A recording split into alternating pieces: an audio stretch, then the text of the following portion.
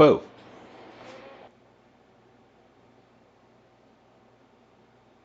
It's a me, Jovio. Hi, I'm back. We're back.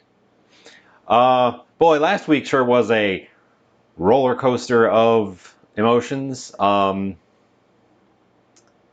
week ago, 1 week ago, last Monday, I had multiple job interviews requests, and I got them done over the course of the week, and everybody turned me down. um, so that was, um, oh well. The hunt continues, I guess. In the meanwhile, what am I seeing? What is that? Oh, haha! It was on my screen. It wasn't behind me. So you couldn't even see what I was pointing at. There was nothing there. In the meanwhile, we're back in the kitchen. We're back to cooking. It is hot and terrible today. It is humid. It is hot. We had a thunderstorm. It actually knocked the temperature down a ton and hopefully broke the humidity, but it felt more like a little cloudburst, and I think we just started ramping right back up. I peek outside. Everything is once again dry and scorchingly sunny. Not what I like to see. I was thinking about what I was going to make today. And I had it in my head that I was going to try to make a deep dish pizza. And I was boosted in that by finding these mozzarella logs on sale. I was like, oh, yeah. Mozzarella logs on sale. You need a lot of cheese to make a deep dish pizza. As we rolled towards showtime, I was noticing myself being substantially less hungry than I would need to be to have a deep dish pizza. Even part of one. They're very heavy. They're very dense. So we have changed gears. I found a small steak in the discount bin. Fortunately, I have no tortillas. I didn't think that far ahead. I didn't grab any tortillas because I could make a fun little steak taco. But, oh, I'm losing. Huh. It looks like it's stable, but I dropped a ton of frames at some point since I started. That's odd. I guess we'll keep an eye on that. Let me get the steak out. Let's switch over here. Because I actually want to get rolling on this because it's going to take a while. I didn't give this guy the full treatment of salting him long enough. So you can still see some of the salt and all of the moisture that it's leached out. Now, we're not going to rinse that off because we want that flavor. But ideally, it should have been left to rest long enough that the moisture reabsorbs and carries the salt in with it. But this is the steak we're working with. It's a decent little guy. He's about as big as my hand. He's about, honestly, it's a little bit bigger than a single serving, but it's going to be the bulk of my thing today. The fun bit, and I'm actually going to,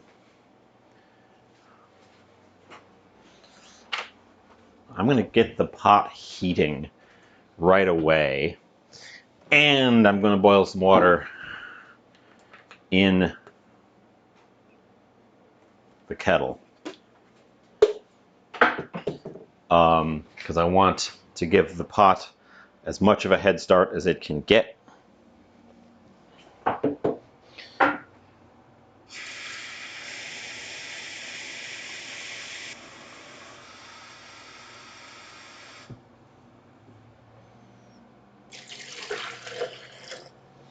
So we're gonna boil 4 cups of water.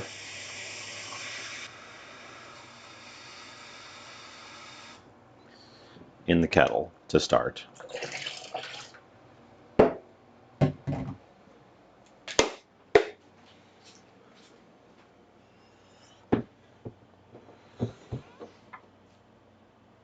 Oop.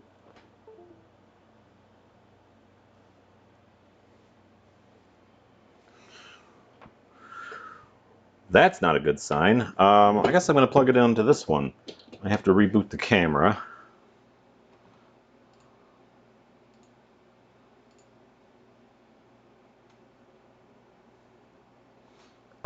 I bumped the cord and the screen lost power, which shouldn't happen with a slight nudge.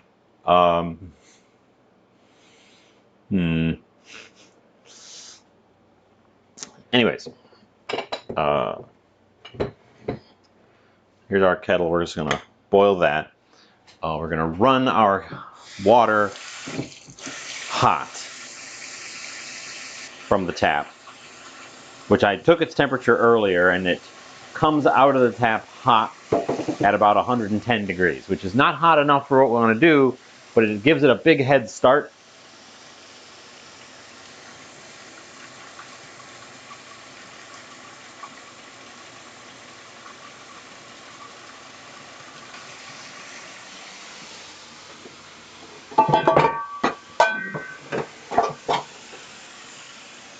This is graduated, right? Yeah.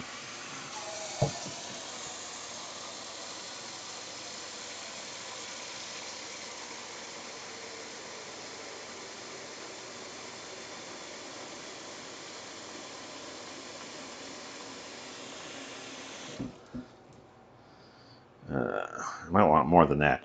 So the pot of the magic pot has graduation marks on the side there. It says put in at least 8 cups of water, or 12 cups of water, and I put 4 in to boil, but I think I'm going to overshoot that a bit. Let's see what temperature it's coming in at.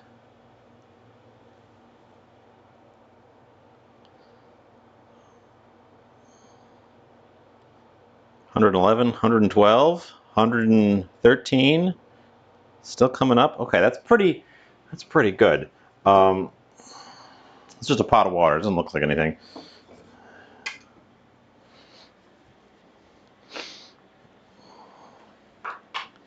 But let's... Yeah, I'm not losing any more frames, so we're good. I've never used the sous vide function, so we're going to find out what it do all on its own.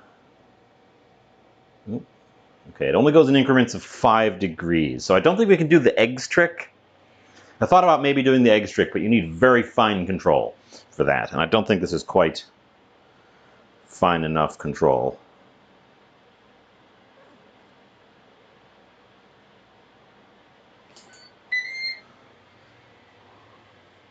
Okay, it does need time to preheat, so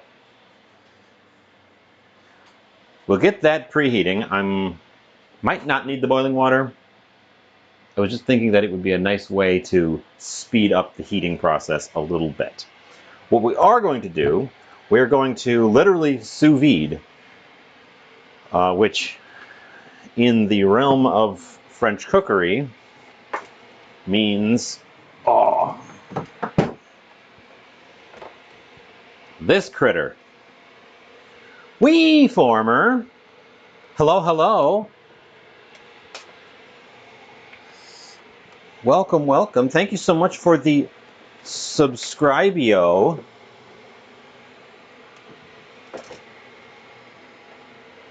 I'm going to do this at a weird angle so that you guys can see what I'm doing. So the steak's about that big.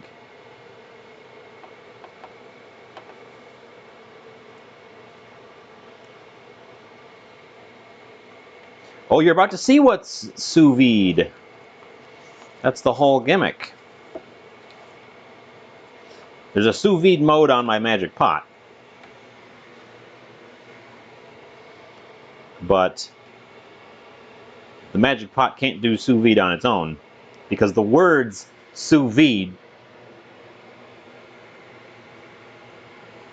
literally mean under vacuum. Isosceles, you are, in fact, first. No one can ever take that away from you. I don't cut this first. I almost did this the wrong way. So this is a vacuum sealer, if you're not familiar. And I'm supposed to seal one end first. Clamp down the lock. There's nothing in there, so we just push. You guys cannot see the buttons. Not those buttons. This button over here that just says seal. Well, push the thing. Oops. Seal. Oh, what are you doing? Seal. It's supposed to be a... What have I done? Yeah. Ugh, Christ's sake. What have I done? We're not ready to add food. I'll add food in a sec. Pot. The pot has heated itself up to exactly medium rare. My summer's been crazy too, WeFormer. Okay. Lid. Down. Clamp. Seal. There you go.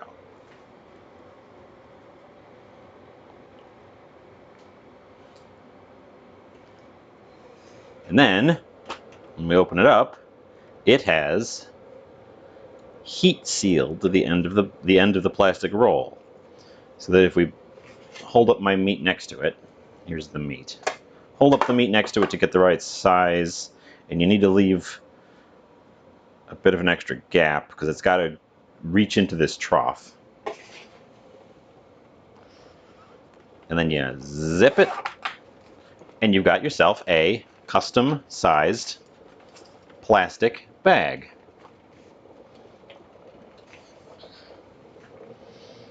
And then you take your custom-sized plastic bag and you fill it with your apparently very drippy. I'll clean that up in a sec.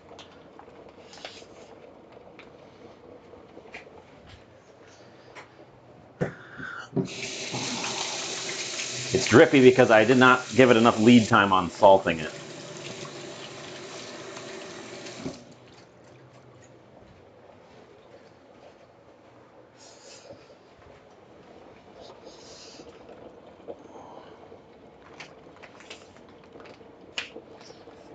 You take this, you stick it in that little trough. You clamp it down. You select wet food, because this is wet food. And you clamp it. And it makes a big loud noise.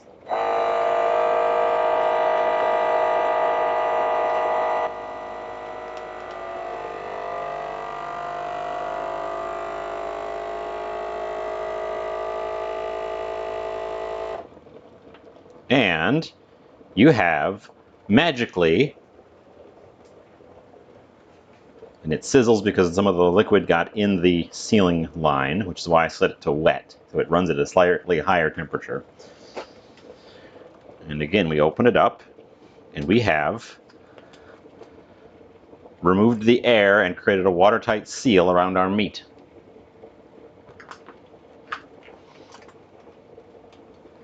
And this is sous vide. Sous vide literally is under vacuum in French. But what it means is that you do this and then you cook it at a very carefully controlled... You don't boil it. We're not boiling it. The reason that my pot has a sous vide mode is that the idea is you pick a temperature. In this case, I'm picking 135 degrees, which is medium rare. the pot will hold the water that's in it at exactly 135 degrees for as long as I tell it to, until the meat is exactly 135 degrees all the way through. And then it is a completely perfect medium rare right to the center. And then you put it in a hot pan just for a minute to get a crust on the outside. I don't know how accurate the temperature controls are. I've never used the mode. It says it can get within 5 degrees.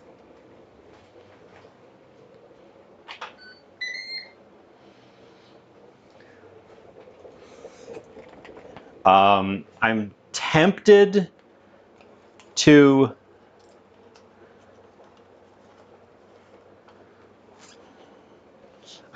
do it at a 130, just in case it overshoots, but what if it undershoots? So I'm actually shooting for medium rare because I'm okay with it being a little on the rare side or a little on the medium side from that, depending on how exactly it's able to hold that. I've got some boiling water. I thought I might want to use some boiling water just to bring the temperature of the water up faster in there. I wasn't sure how quickly it would bring itself up to temp, and it brought itself up to temp very, very easily. So I don't think we need this boiling water, but I did boil some extra water just in case, because sous vide can take a long, long time.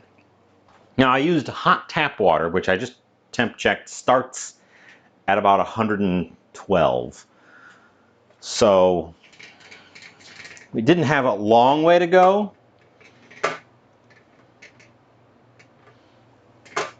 But yeah. Hi, Bookwoman. Yes, we are trying out the sous vide mode. And if you just missed it, I wanted to get it in there quick because it's going to take a while. We have a New York strip that I salted, vacuum sealed in the vacuum sealer, which I also just put away. And it's in the pot. And the pot told me, when I turned it on, it said preheating, and then it beeped, and the little screen said, put in food. Now, I didn't exactly put the food in at that point. I missed it by a couple of minutes because I was chit-chatting. It doesn't look like anything in here. It's just a meat in a bag in a pot. What's going to be exciting is when we get to the other end and we discover how well it's actually done its job. Flemish, hi. Welcome, welcome. You've just missed the step one. The step one. Now, of course, that has to sit in there for, honestly, I probably should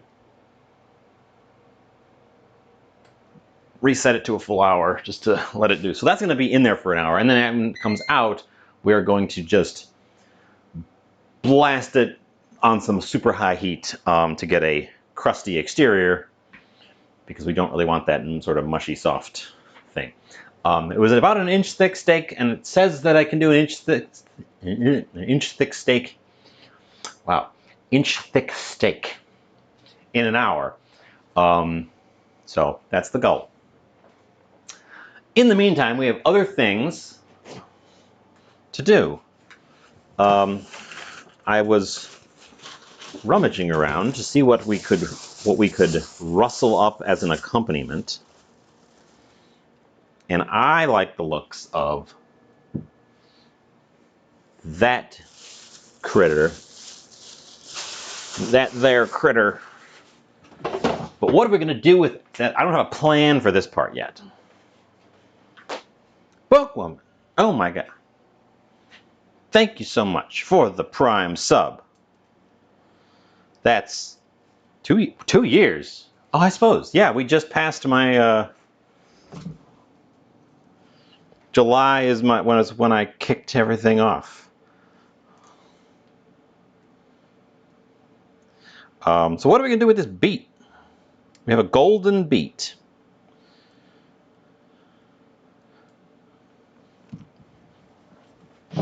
And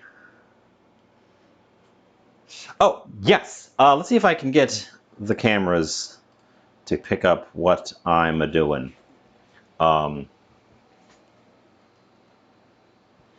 So this here is the magic pot. It doesn't fit over in our main work area, so it kind of lives over by where the dishes go. I've used this for a million things because it has a million modes. One of the modes I've never used is the sous vide mode. So we are trying it out. I haven't been able to give it a good test because I haven't used it for anything. So I don't know how perfectly accurate it is. It claims to be able to hold within a 5-degree spot, which means I can't do the egg trick where you sous vide whole eggs.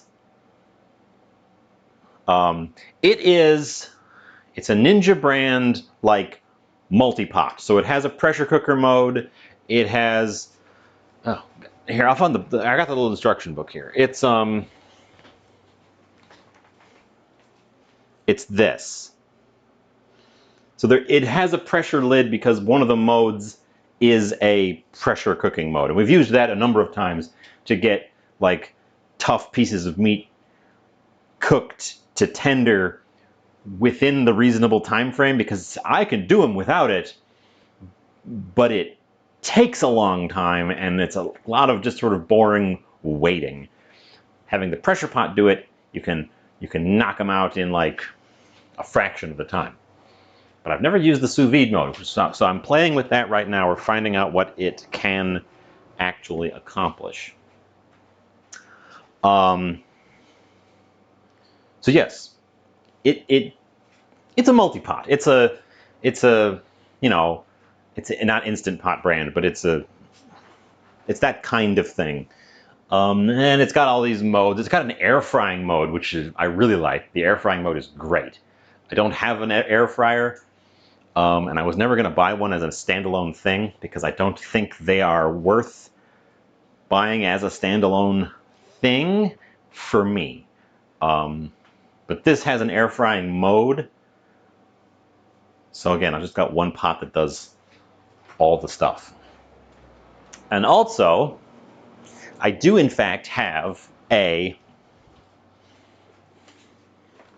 vacuum sealer. It's a little bit of an older model, so it's quite large, but it works great. I got this at a thrift store. The previous owners must have dumped it because the gasket was cracked, but I found you can just buy new replacement gaskets. They're super standardized, and they're cheap and available. So I paid like what, $15 for the thing plus a gasket, and it had a roll of the sealing plastic in there already, so that just came as a freebie. And up to this point, I've only used it to store things. Some of our stuff in the fridge here, in the freezer here. For example, I bought a piece of fish. I wasn't going to eat it right away, so I slapped it in a bag and took the air out and froze it up. So that's what I've been using it for. But it can be used for the cooking option as well. Yes, it's a foodie. So we got to think about what I'm going to do with this beet. And if we want anything else to accompany, I feel like just beets. I want to try making a chimichurri.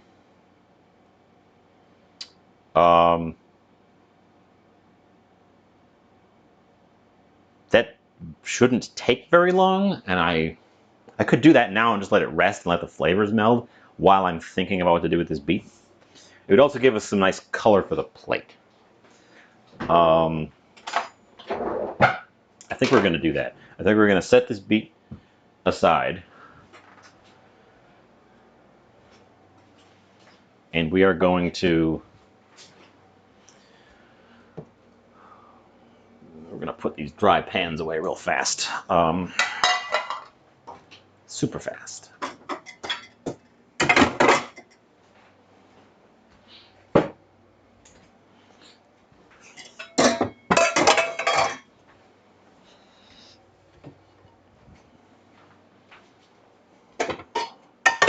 So if you have any ideas about what to do with this beet that takes probably around the time that we have in between now and when I have to cook the steak,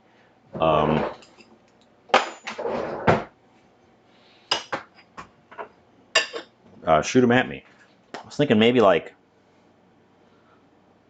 slices, like medallions, perhaps. Perhaps.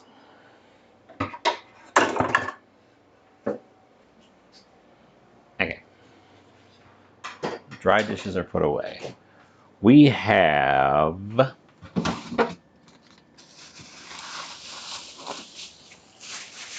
some parsley. Some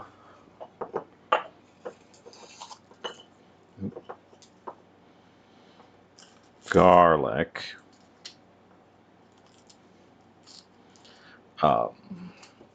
Yeah, and the magic pot was also I didn't find that one at a thrift store. I found that one brand new, but on clearance. So it came with an add-on gadget, which was the dehydrator racks. Because it has a dehydrator mode, but it doesn't have dehydrator racks. You had to buy those separately, but this one had them because they were clearancing those at the same time. So it was a fabulous deal for something that was brand new.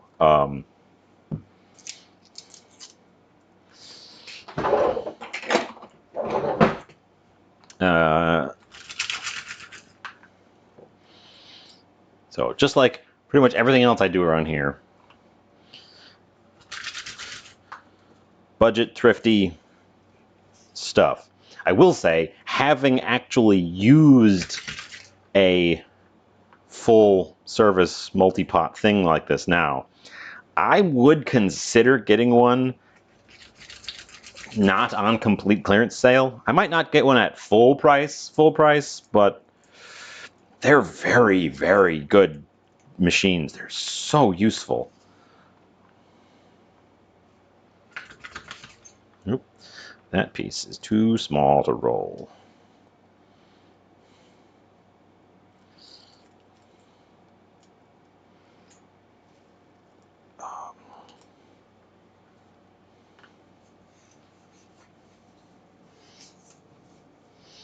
Okay, what else goes in a chimichurri? It's parsley, garlic, pepper.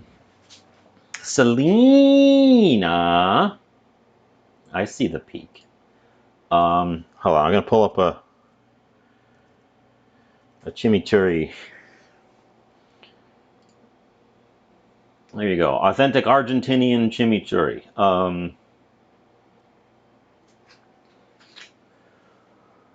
Olive oil, vinegar, parsley, garlic, chilies, oregano, salt, pepper. Okay.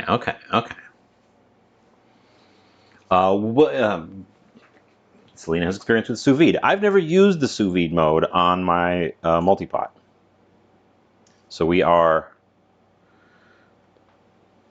giving it a try.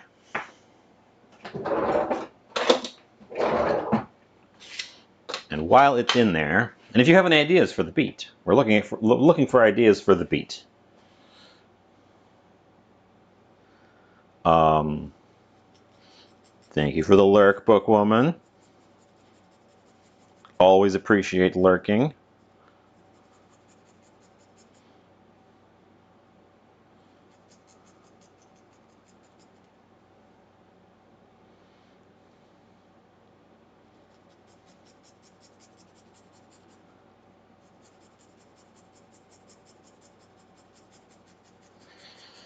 So I'm starting by pulverizing my garlics with my microplane.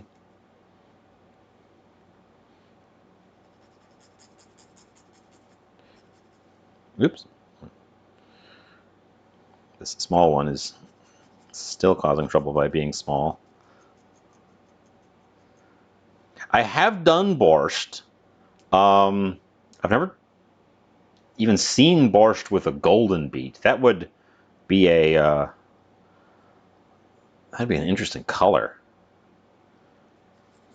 We made a cold borscht for the Barbie movie because it's that bubblegum pink. It was a yogurt-based soup, yogurt and beet, kefir actually, but it came out that crazy bubblegum pink.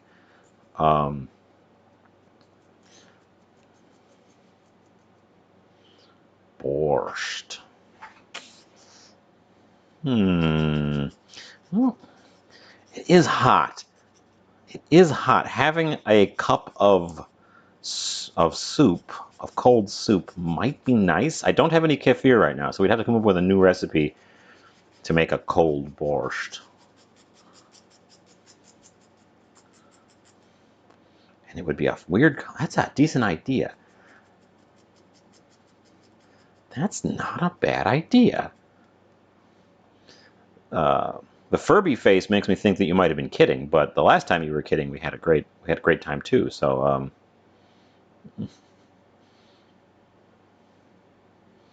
I guess keep kidding. Okay, a lot of garlic. We're gonna scrape the bottom of that.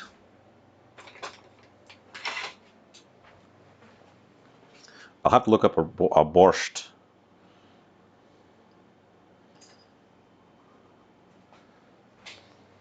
You can do lots of things with beets. Roast beets are very nice. They become sweet and lose some of that earthiness that people are sometimes put off by. I like the earthiness, so it doesn't bug me.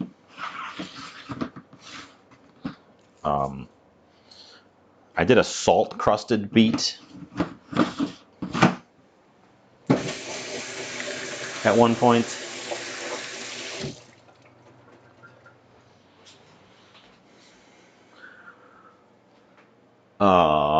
Pepper, lime too. I've got some limes, and I've got a jalapeno, but I've also got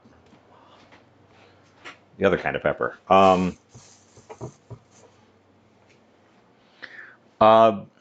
Beet puree might be tricky depending on exactly what you mean.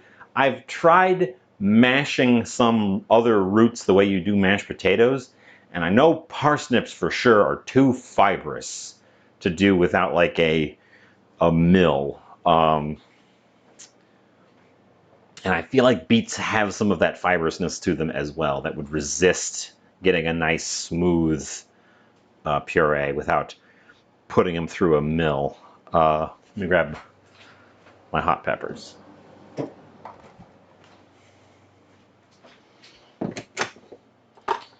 I have more than one beet, so we could play around. Tis an option.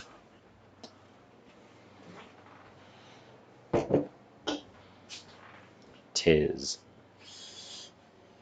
Do I want to... I think I want to go with a little bit of a looser grind here.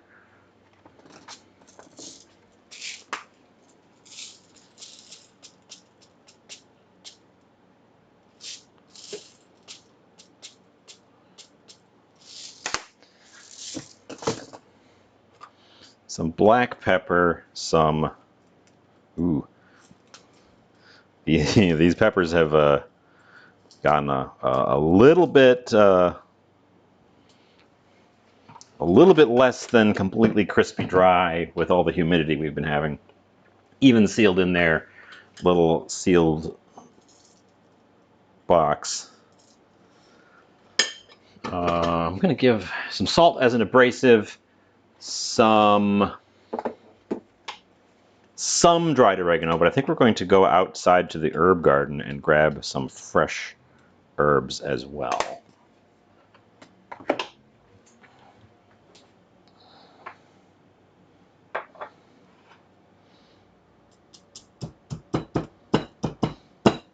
Oop. Get the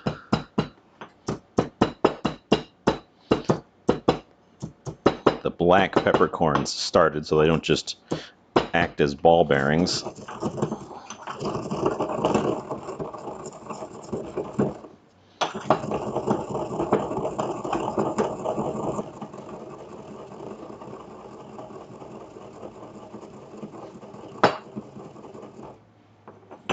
Ooh, the hot pepper really is resisting.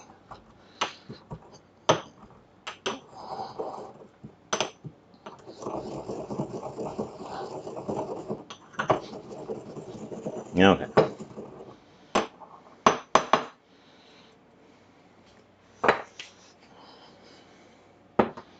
That should be plenty. Gonna need a dish to concoct this in.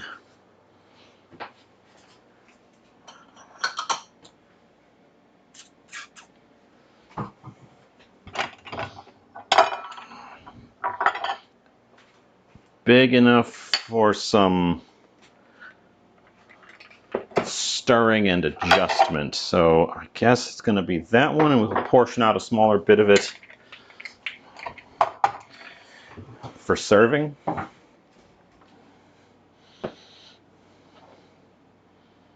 So that should have probably just been put in there directly. There was no real need to put that in its own separate little dish, except force of habit.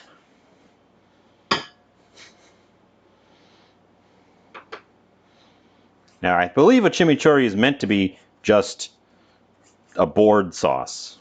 You chop up the herbs, crush the stuff right on the board, and just kind of fold it into itself. My board's kind of small, so I didn't do that.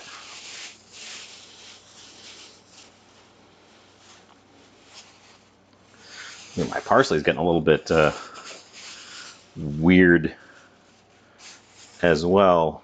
Pick through it and find the less weird bits. We are going to want to mince this up pretty well. And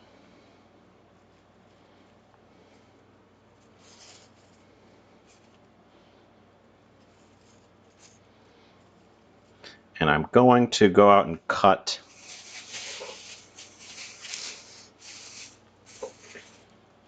I'm going to eyeball that, and we're going to cut some fresh herbs. You will not see me for a moment, but you can still hear me.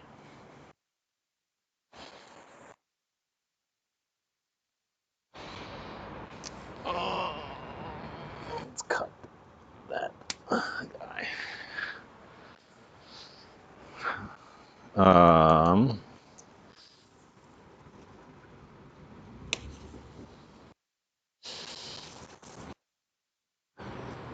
Red shiso.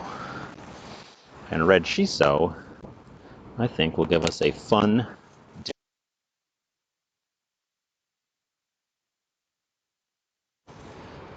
than everything else I've got going on. Although I'm off of these guys. We could also throw in a little bit of fresh mint. My mint is trying to flower. That's probably a sign I should cut it.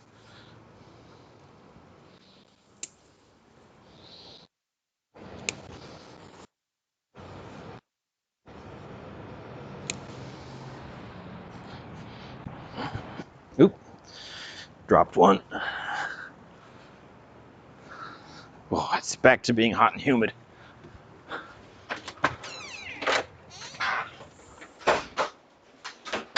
Back to being hot and terrible out there.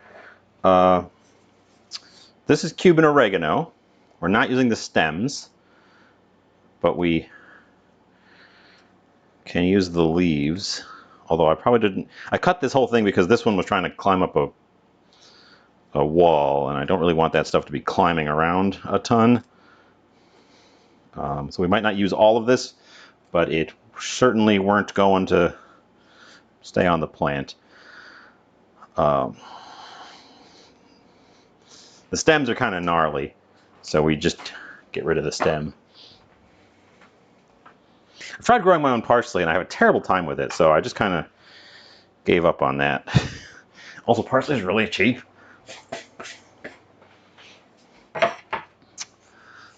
Here we have some mint, and you can see at the top my mint is trying to flower, so that's probably a sign that I should be cutting my mint and using it. I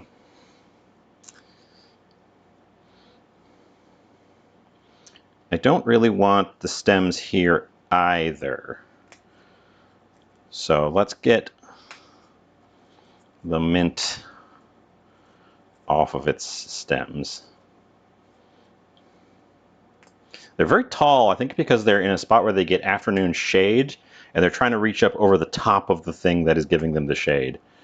They get good morning sun, though, so I'm surprised that they're reaching that hard.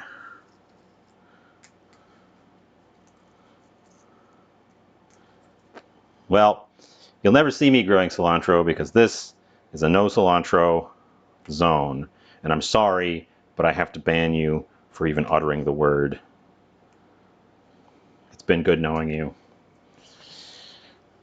Really a shame.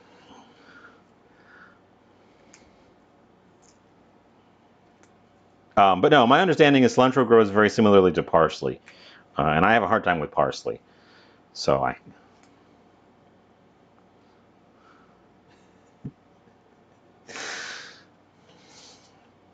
okay, that's mint. This stuff, and I might actually go cut more, because again, I'm not going to use the stems. I'm going to use the stems of, at least part of the stems of the parsley, because parsley stem is fine. This stuff, they're a little bit curly for being late in the season. I am definitely one of the cilantro soap people.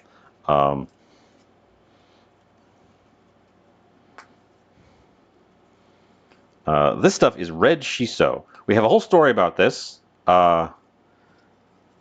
My neighbor's girlfriend was growing this in a pot, and some of it escaped. It went to seed and escaped into the back alley between our houses. And it did really well. It reseeded itself. It sprouted back the next year. And I was very interested in collecting some because it is a rather unique and tasty and colorful herb. We lose the color a little bit on this camera. It's coming out, but it's a rich purple. It's a rich purple. Miss Sepsi, hi, welcome, welcome. But it turns out this stuff does not quite grow vigorously enough to handle getting mowed, and that's what happened. It was almost completely killed off when I went looking for some individuals to collect and put in a pot. I only managed to find 4 total plants, and I dug up all of them. And they were so small that I was afraid they might not even get as far as going to seed. They die in the winter. Even in a pot in my window, they die in the winter. They go to seed and die. So they're definitely a single season thing. But fortunately, I did have the luck. We did get seeds, and they are extremely prolific producers of seeds. And I got enough seeds from that initial 4 plants to grow a huge population of them and share them with my friends. And so now they're all over the place. I got a big ton of them in a pot. But also I've got they're just coming up in the yard now and in the back alley because they keep seeding themselves. If you've never tasted them, they're a little bit hard to describe. I think the closest thing I can think of is they taste like mint, but without any of the mintiness. George, hi. What's in the magic pot? The magic pot today contains a New York strip steak that we are sous videing. Sous videing? We are cooking sous vide. And I'm putting together a chimichurri from some fresh herbs from the garden. So this is red shiso. It comes in red and green varieties. You'll see the green kind at sushi places. This is the plant that fake plastic grass that comes in a packaged sushi is trying to be. It's not trying to be grass. It's trying to be this stuff. Because they have they have these ruffled edges, and the green ones are just green. Fun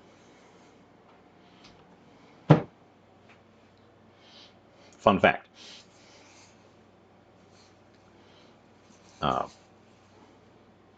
But I need to mince up all of my herbs. And the Cuban oregano here is potent enough that I don't really want to use all the leaves I just picked. So we're just going to use a few.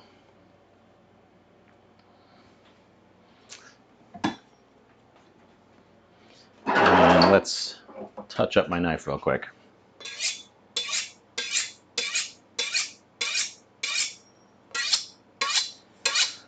And then, George, if you have any ideas, we have a beet. The leading suggestion is some manner of borscht, which I should probably look into how long that would take.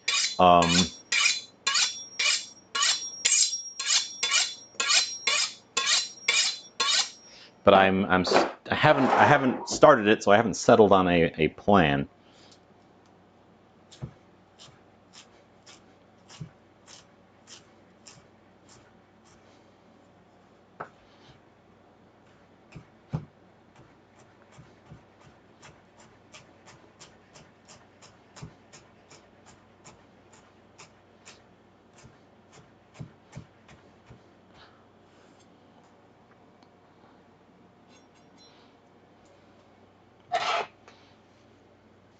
WeFormer said dance. WeFormer did suggest the beat dance.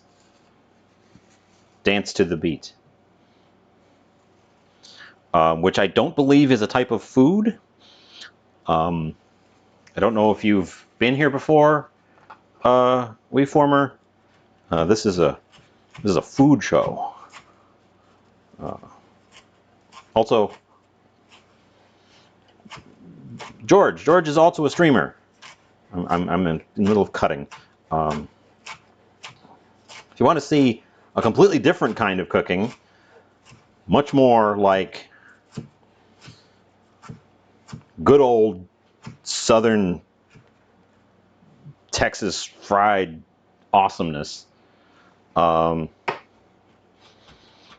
give George a follow. Ryuya, hi. What you have missed, we're 50 minutes in.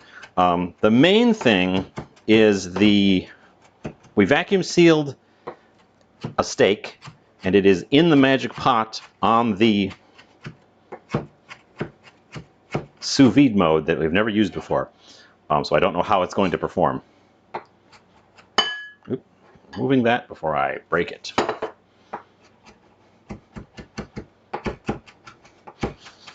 And I'm currently putting together what I'm sure is an abomination against Argentinian chimichurri.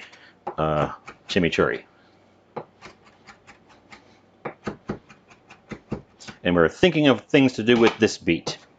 Also, hi, welcome.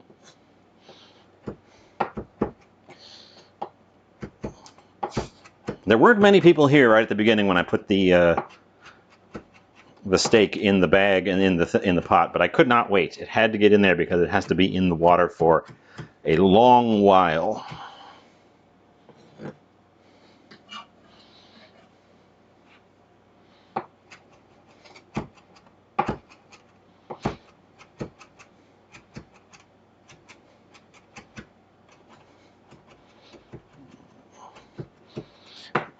I want this minced stuff, minced up. The herbs want to be minced up, but not like pulverized into a paste. And the only way I know how to do that is by just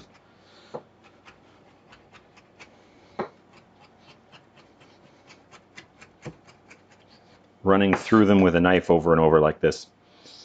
Your first time? Oh, well. Welcome in. I'm Jovial Jovian.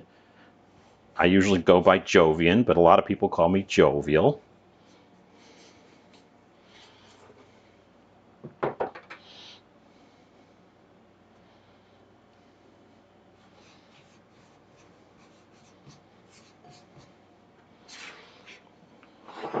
I do a lot of cooking. Every once in a while I muster up the courage to try some other thing, and despite it going well, I chicken out and fall back to just doing the same old stuff again.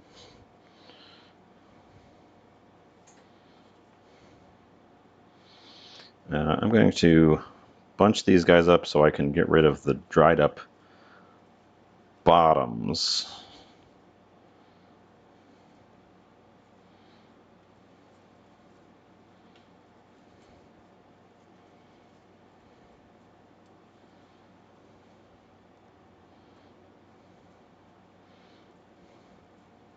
Did you know we played video games on this channel once? It's true. Twice, in fact. And only one of those times did it get content striked.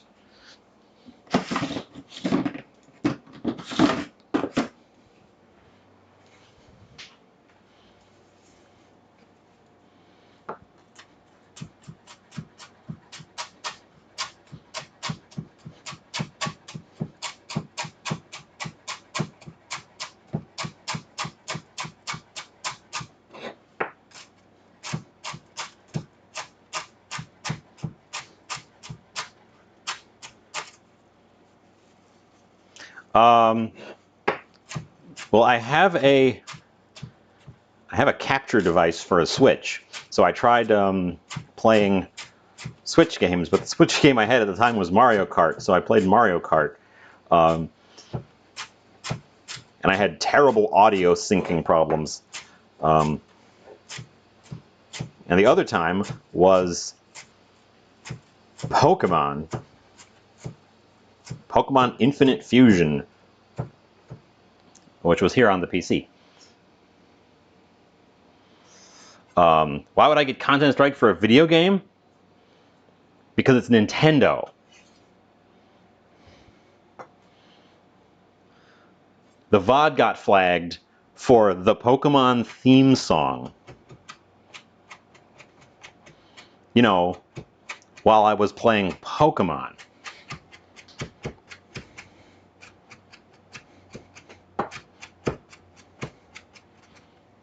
Because Nintendo. They're the only company I think that does that.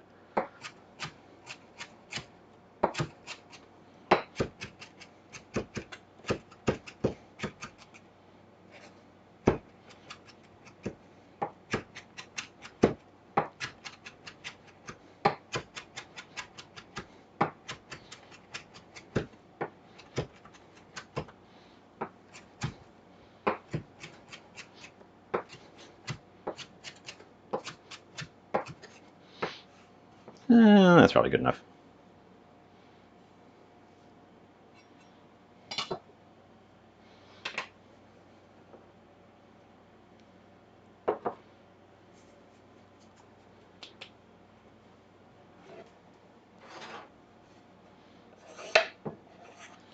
I think when you play Pokemon, you just have to turn the music off.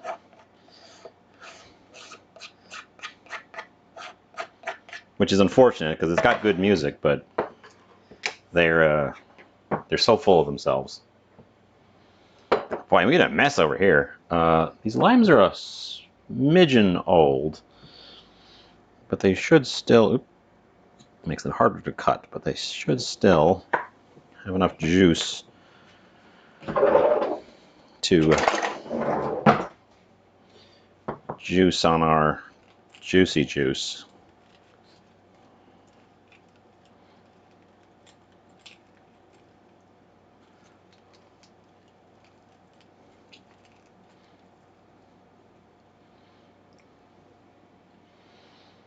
But we haven't gone back to games since then, and I always think I should. Since I have the capture thing, it wouldn't be that hard to do Switch games. I just have to figure out how to get the sound. And it wasn't, the viewers were perfectly synced with the sound. It was me on my monitoring headphones that was off sync, which made playing the game really annoying. But I'm sure that's solvable. I just didn't do it.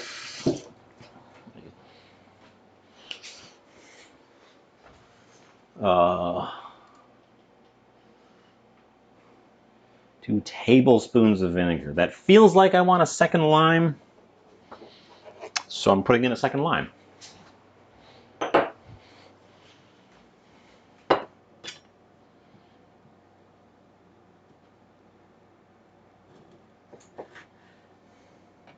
Oh, this lime.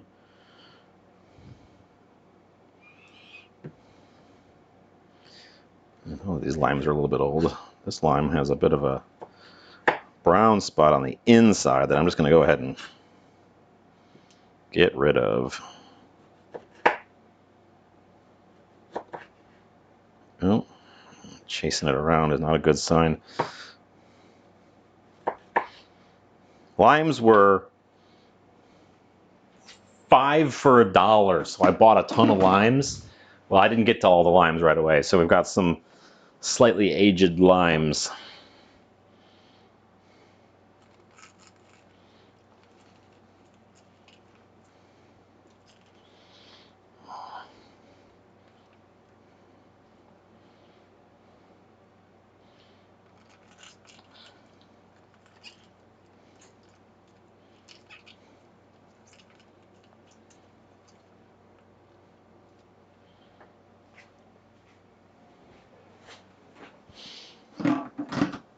Okay.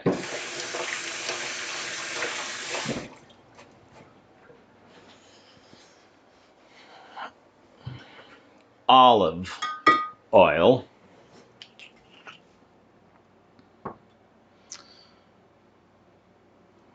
Quite a bit of olive oil, but I don't want to go too hard, so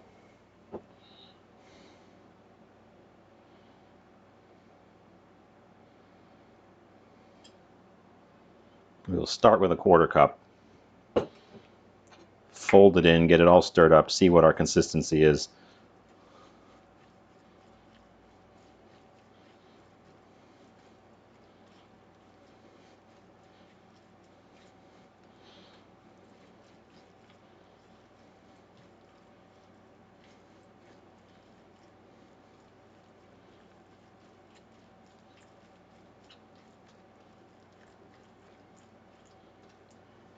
A little more, but not a full.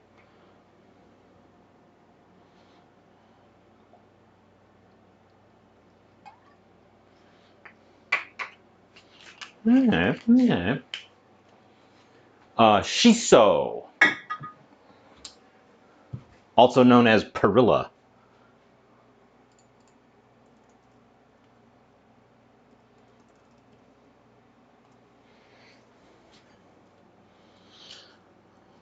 It's a Japanese herb. Comes in red and green, and I believe variegated, which is both red and green. I've used it in like a quick pickle, and the color extracts into the pickling liquid, the vinegar, and dyes the whole thing a lovely pink, which is where traditionally the pink color in pickled ginger comes from. The stuff you buy nowadays is usually just artificial dye, but that is, or beet juice, because it's cheap and available. But the traditional, original, that pink color comes from this herb. I have no idea where to get it. I have no idea where my neighbor's girlfriend got it in the first place. I've asked at greenhouses, and they don't even know what it is, much less have it available. Which is one of the reasons I really wanted to make sure I got it rescued from the back alley. That looks like a pretty good sauce to me. sauce. I'm gonna tidy up the mess. Ooh, it's got a kick to it. Oh, it's got a multiple kinds of kick to it. Whoa. That's gonna be tasty AF. But yeah, it grows super well. It's just sprouting in the yard near the where I've got it potted. It's in the alley back across the way where I threw some just the dried up bits from last year's ones. After I took the seeds out, I just threw them over there. It's coming up over there. I obviously missed some seeds and they just sprouted. I saved a bunch of seeds with the intent of replanting it this year. I never got that far. It sprouted in the pot that it had been growing in last year from seeds, just fresh. I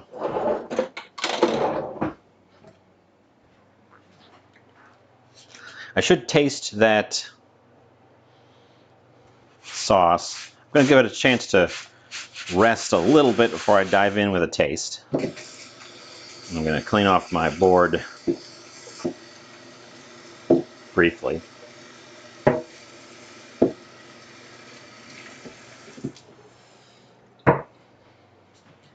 We got little bits all over the place here, which is why I'm clearing up so that I can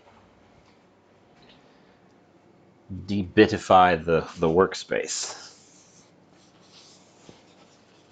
Ooh, green smudges.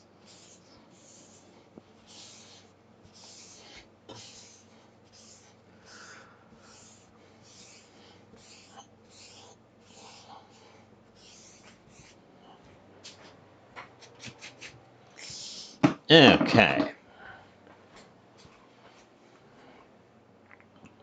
Bring this guy back. Get out a small spoon. Stir it through.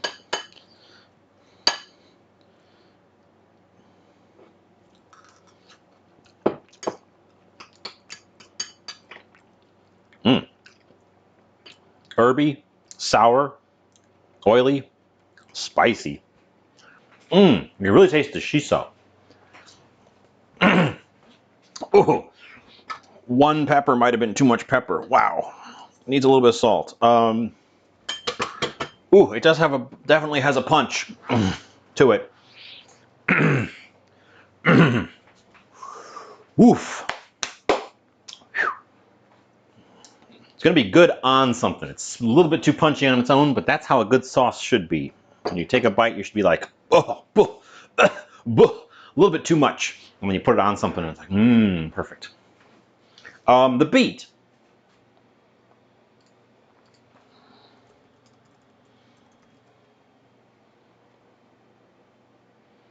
How do you make cold borscht real quick?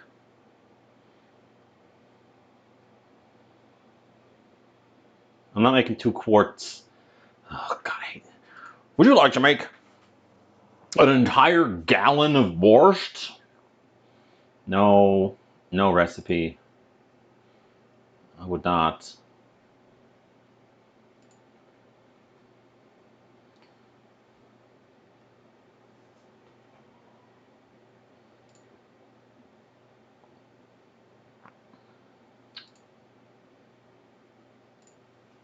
Summer borscht.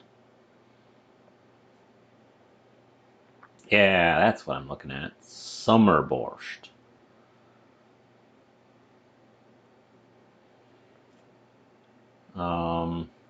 Don't have any kefir, cucumber,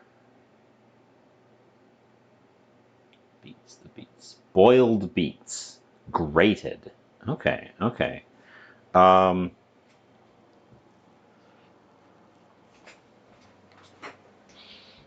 We can do that. Is that the only bit? I've got a recipe from Cooking the Globe, and we're gonna futz with it. Because I don't have any dill. I don't have any potatoes. beet, cucumber. Yeah. Okay.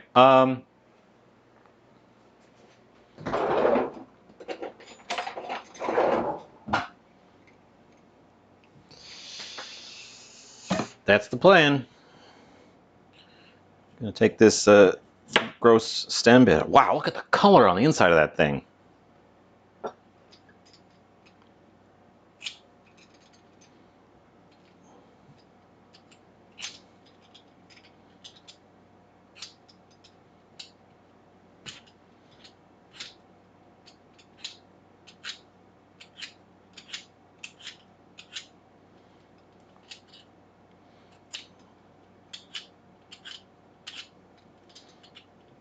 Golden beet.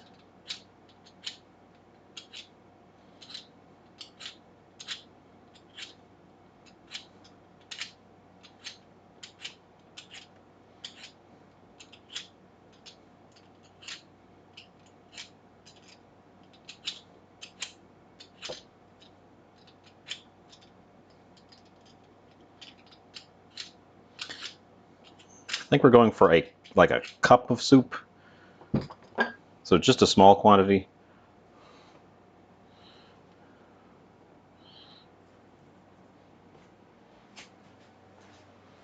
I've seen them occasionally. I've also seen ones that are, actually this one might be if I cut into it. Let's find out.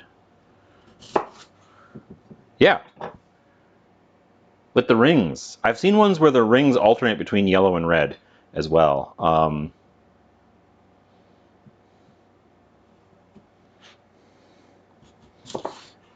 It's just a different variety of beet, and obviously it's the less famous one.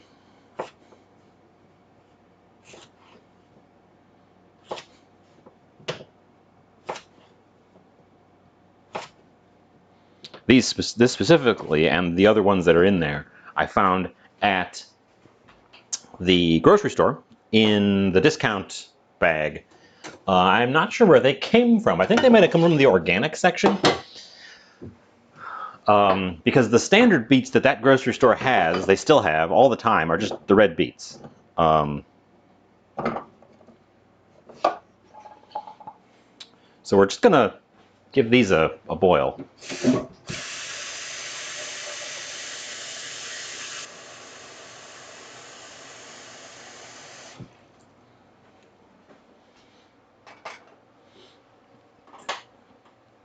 Beets definitely need a boil. They are too tough to eat straight up. This is gonna make for an interesting colored thing. 1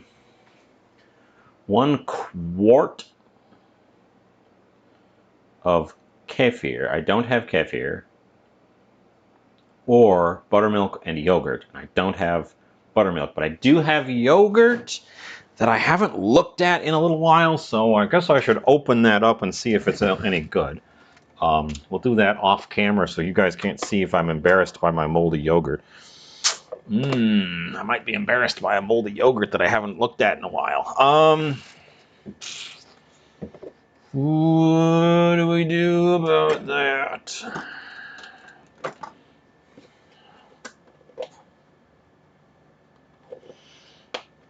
What do we do about that? We could just do the non-cream version.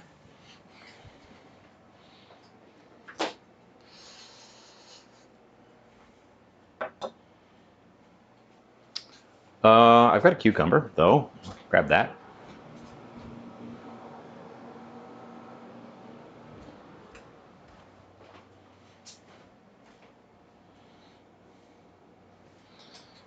Scrape the little teeth off.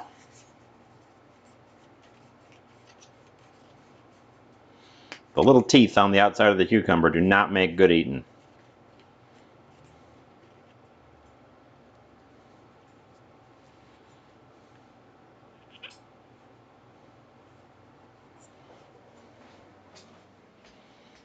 I mean, I hope so. I don't remember the last time I've had golden beet. I don't know how they taste differently, if at all. But yeah, there's no, actually there is some noticeable yellow staining around the edges. So they still want to give you, I'd still say be a little bit careful with them. That yellow might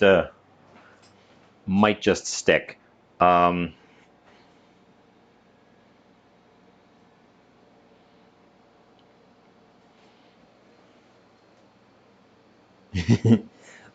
If you've never picked a fresh cucumber from a garden, the little bumps aren't just little bumps. Each one of them has a little hard spine that sticks out of it. And they break off quite easily. You can just kind of rub. Here, I've got another one. I'll go show it.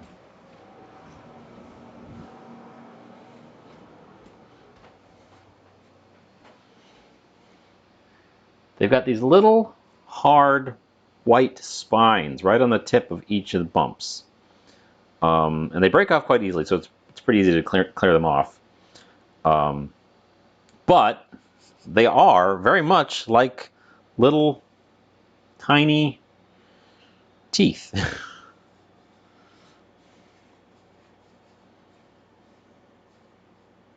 a whole bunch of them around the stem. They're all over the stems of the cucumber plant as well.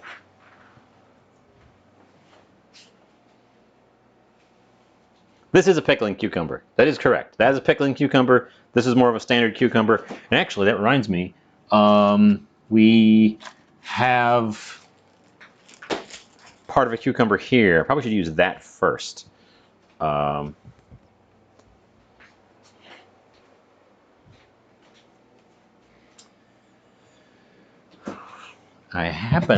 just happen to have one loose scallion that we can trim down. I guess I'm just kind of concocting with this recipe as a side guide since I don't have all the parts for it.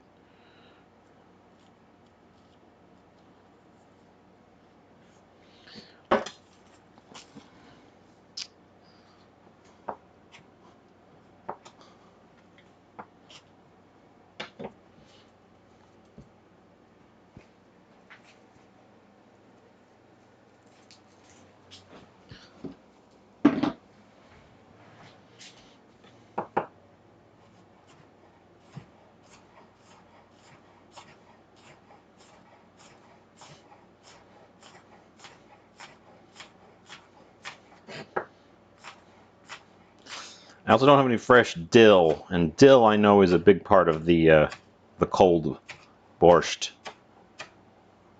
scene. My beets are boiling. I also noticed while I was over there peeking at them, the water has turned.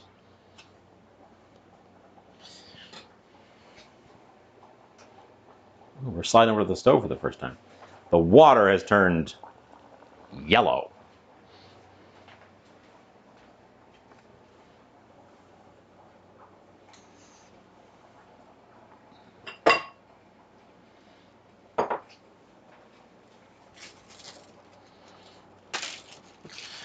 This was the one we used for the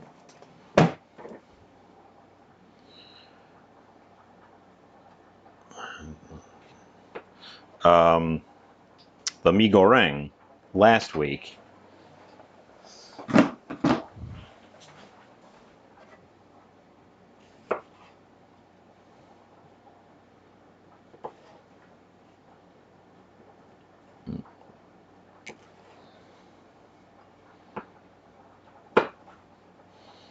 This way.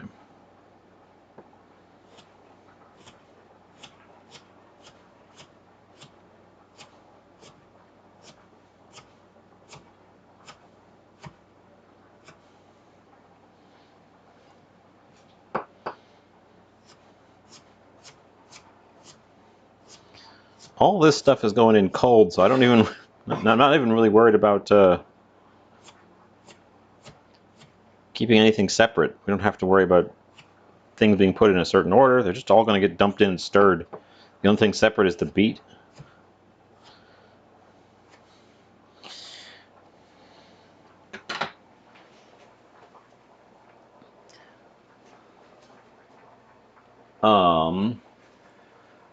Splash of lemon juice.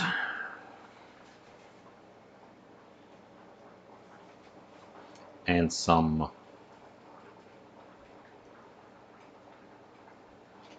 water. I don't have any just standard milk either. Okay,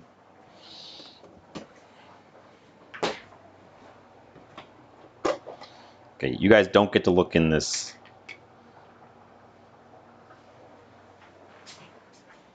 thing over here. Here's mine.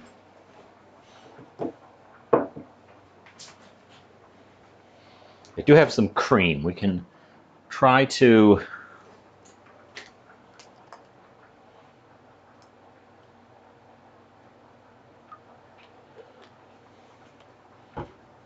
be weird here.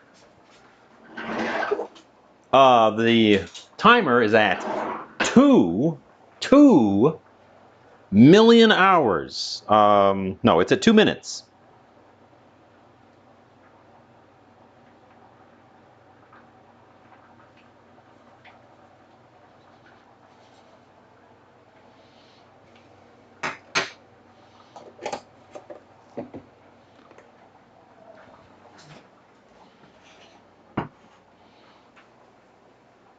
Okay, back over here.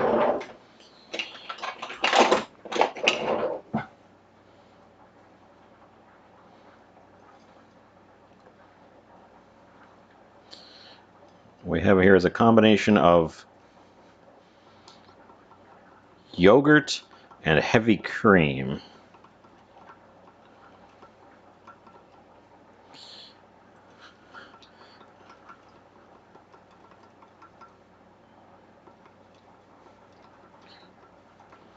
In an attempt to make a facsimile of a kefir.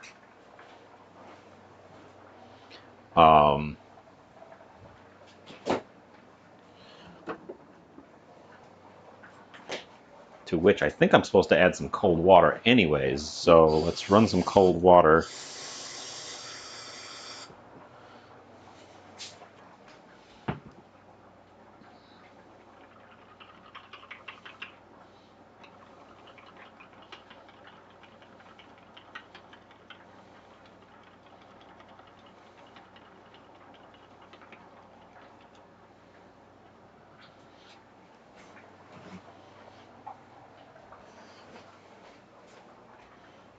So that thing should actually be beeping at us real soon. Beets, cucumbers, scallions. We're skipping the eggs. Dill, lemon. Oop, there's the beep. Speak of the devil. We could. Do I have any loose? Do I have any? I've got dill seed, and I've got dried dill.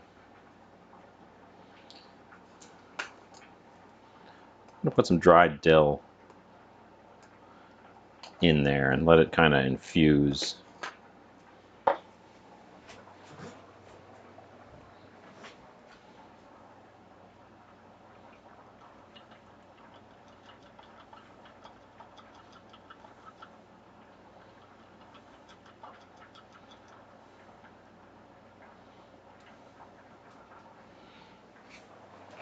But that was our beep.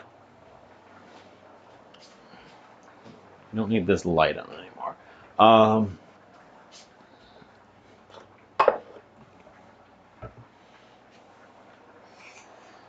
guess that means we take it out, right?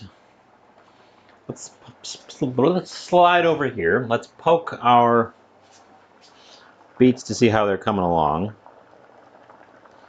They're a little hard still. They don't need to be completely mush. They just need to be not raw hard.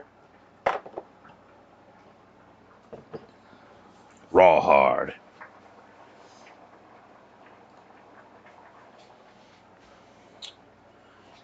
Get out another dish to contain the stuff.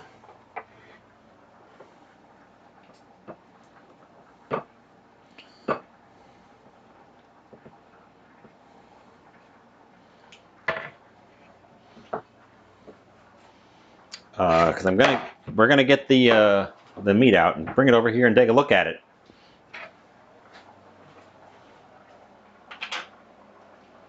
Now it should look terrible.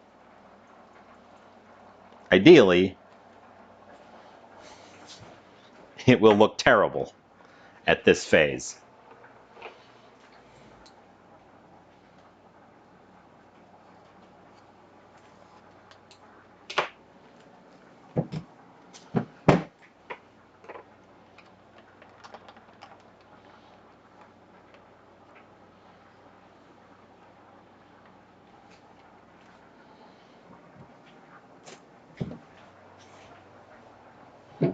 But it is steaming.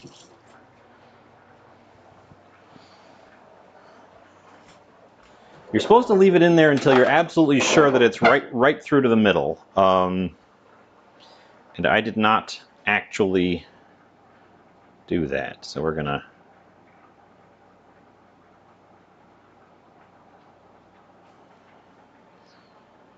Looks pretty good. I didn't check the thickest part, but there you go.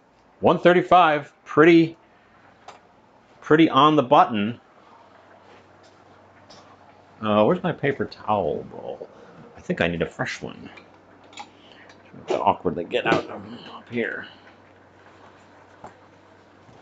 We need to dry the surface off. Yes, I know it's supposed to look gross, but we hit our temperature. So we're on point. We are on point with our temperature. The foodie did the thing.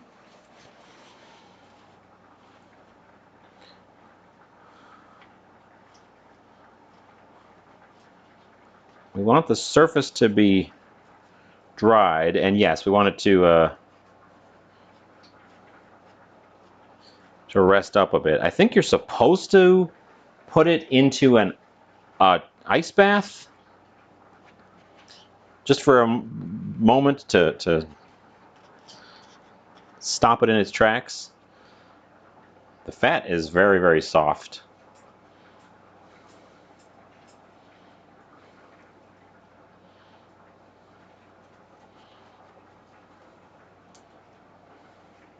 It feels weird. It feels like this. It's about this. If you just relax your arm and just kind of give it a poke, that's about the consistency it's got. What sous vide unit did I use? The Magic Pot, Ryuya. The Magic Pot has a sous vide mode.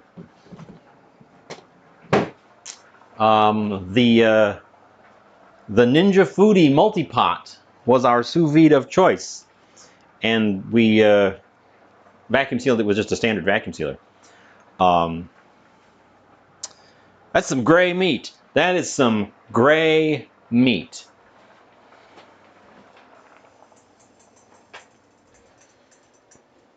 But that's fine. It's supposed to be some gray meat. I almost just put a cast iron pan, cold cast iron pan, directly on a hot oven or stove coil, and that is how you crack a pan. It'll look better once we sear it off, and it gets a nice, beautiful crust on the outside. But I'm going to set it. I kind of wish I hadn't put it on the board.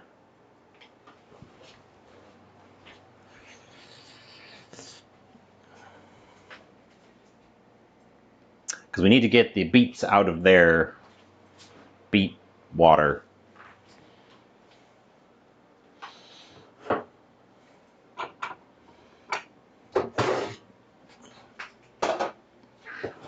But the temperature was pretty much spot on, so I'm very impressed with that aspect. The foodie did, in fact, do what it said it was going to do.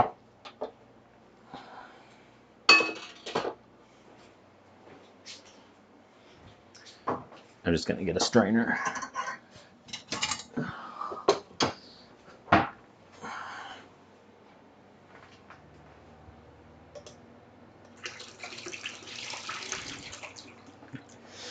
beets are still yellow, but the water I just poured off also had a distinctly,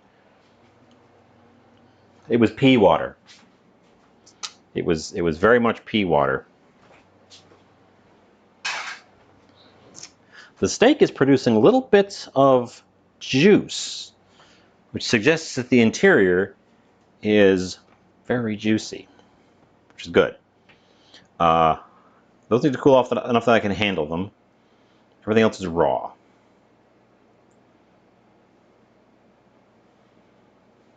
Yeah, everything else is raw. Okay, once that burner is cooled down enough that I'm not worried about thermally shocking my pan and breaking it, we're going to start heating up a pan. And we're going to sear off this steak. And it only needs like a minute.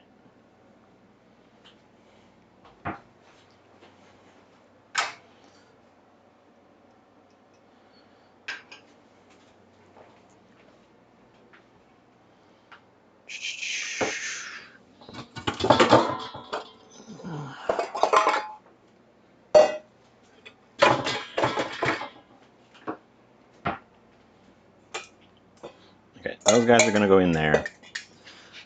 The steak can go over here until I need it.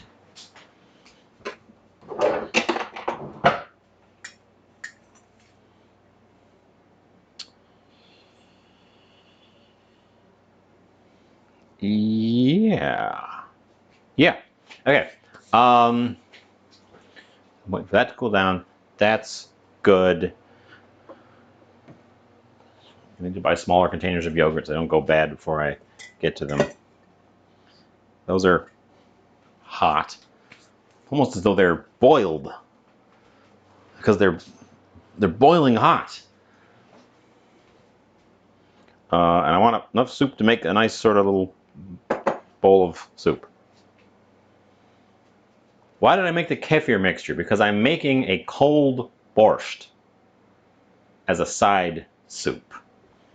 And I don't have kefir, so I had to sort of concoct my own thing, which is this. This is the liquid for our soup.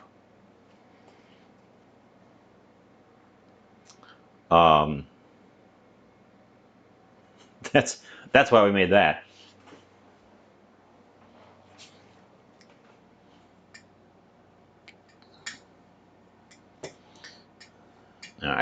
It says grated. I don't know that those are going to be sturdy enough to actually grate.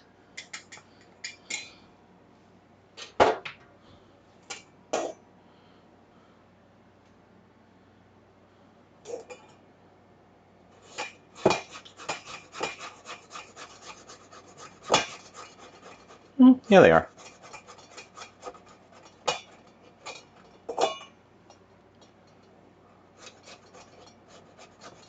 Ah, they're still hot.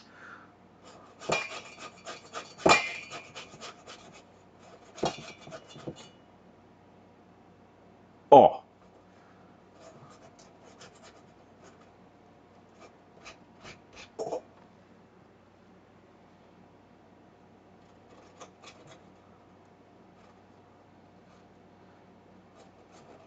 Ah, they're slippery too, which is not super helping.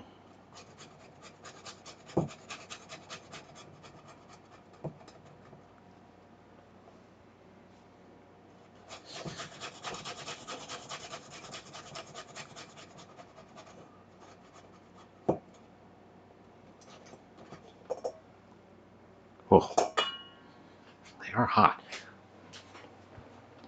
Okay, I think that the coils cool off pretty fast, so let's get a pan on there.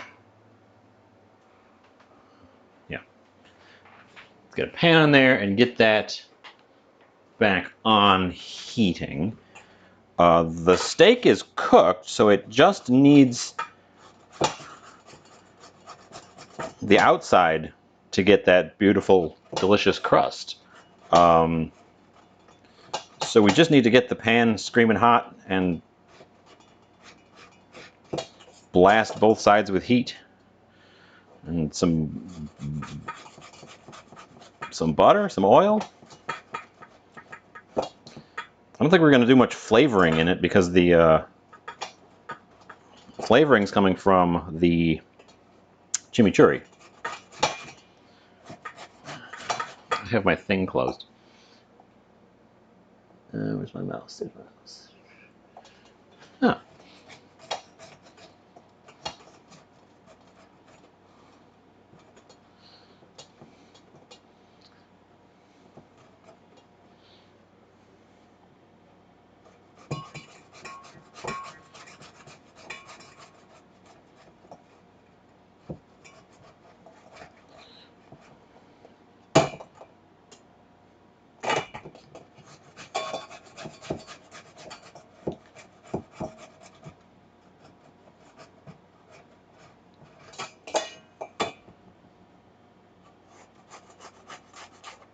Yep.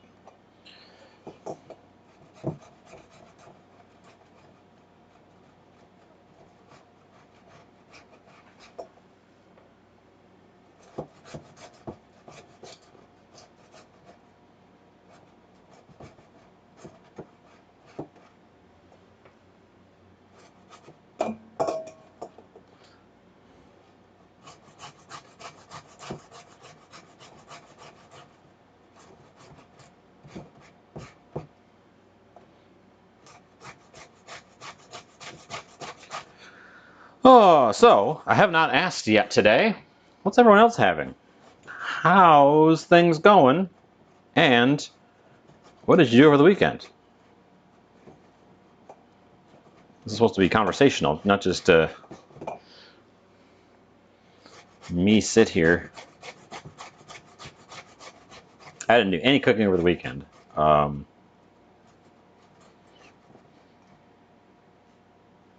I was away at a lake cabin for a birthday / summer vacation getaway, just for a day.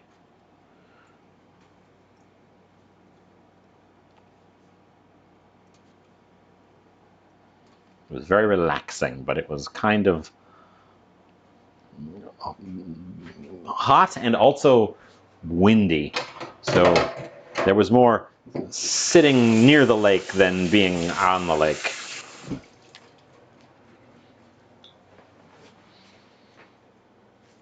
The pan is smoking over here. Considering there's nothing in it, that means it's hot. So let's get prepared for blasting this thing.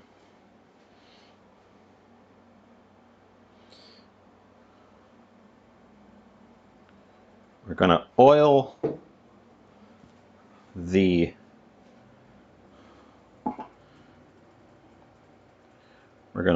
steak directly rather than oiling the pan.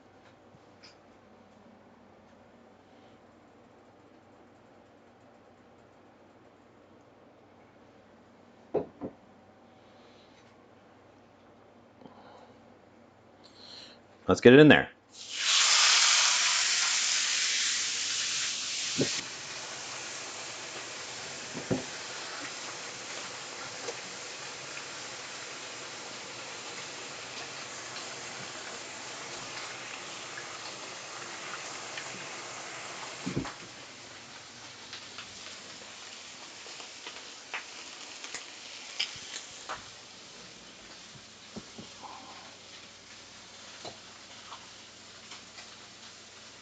Combine my other stuff while it's getting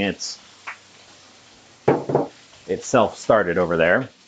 We can do a butter baste on the other side as well. No reason not to.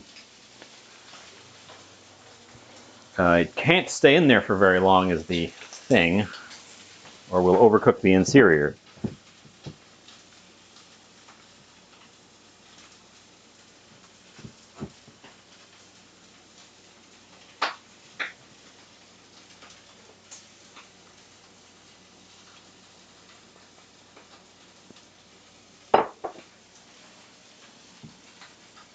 Well, sorry, I asked the question and then I immediately went and did something that needed my attention to be elsewhere. I will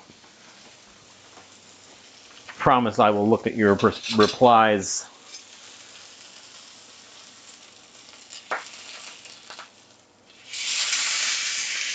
Hey, that's not bad.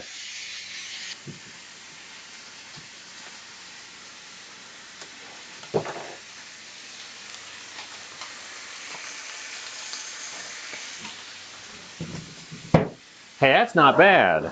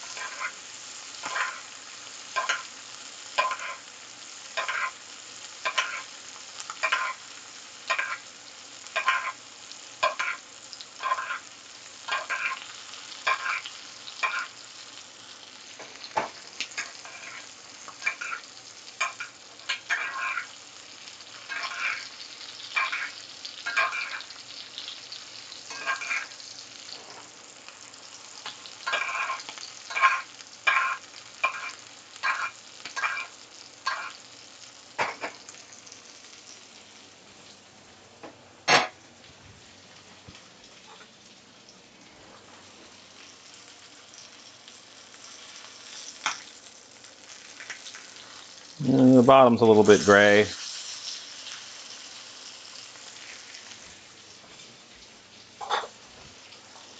Top's looking nice. Let's see. Paneer lasagna, hash brown corn on the cob, pork loin. Reformer ordered out, but is making a plush fizzaroli. You said you're lazy, but then you said a thing that is the opposite of lazy.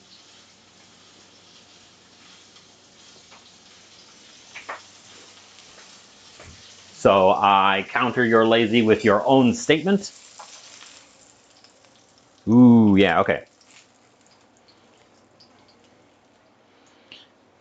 I think that's gonna be where I call that. I don't want to risk blasting out the middle.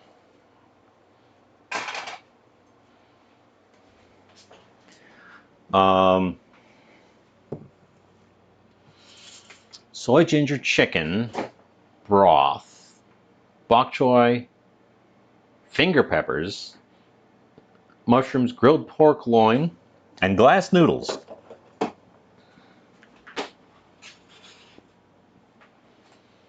Interesting. You didn't like the glass noodles. Should have used.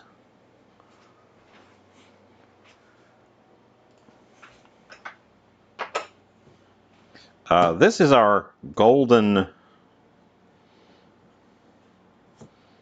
borscht, to which I'm going to add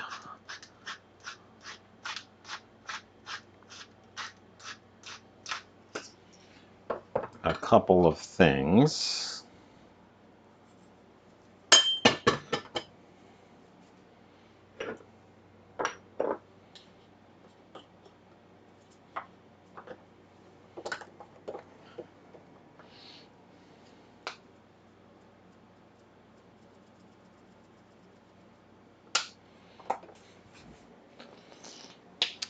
I'm gonna go cut one more herb because I want some fresh mint for that.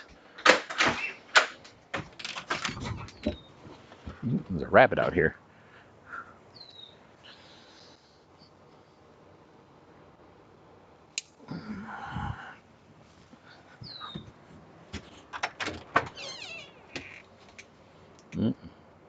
There's a critter on my mint. I'll leave that outside.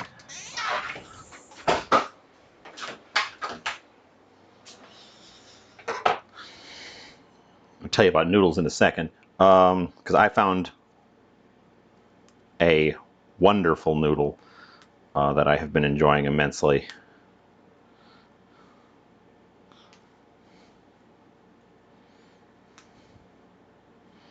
Ooh, I know what I should do.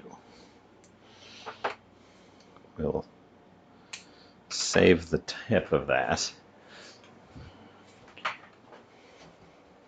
for a decorative topping.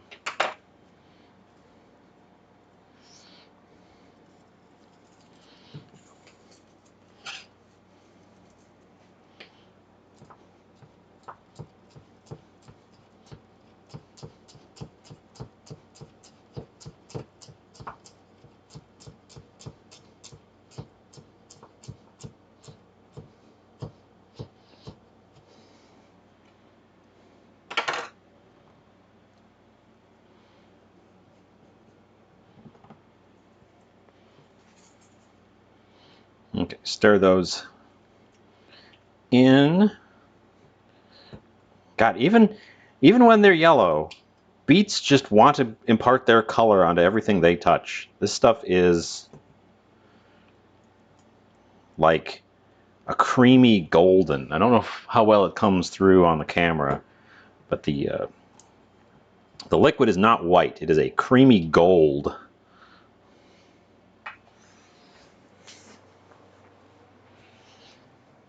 Okay, that's my dinner ingredients, my dinner stuff. Oh, I just realized my camera station is completely covered in stuff. I have to move some things real quick while I'm standing here. Since the I can go on the floor. Soup is going to be in a side bowl. The steak is going to have to sit on a plate by itself with the chimichurri. The chimichurri is going to be served in one of these little black squares. So I'm thinking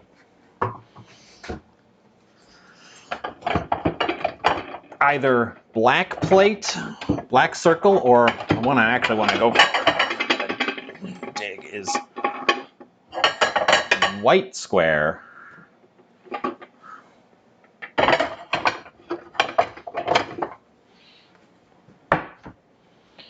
White square with black square, and then the steak can be here.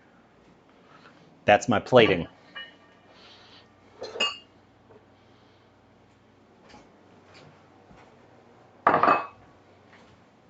By the way, I found a set of little square black bowls that I thought were adorable, and they came as a set, so I just ran off with them. No, I purchased them legitimately at the thrift store, though. They were.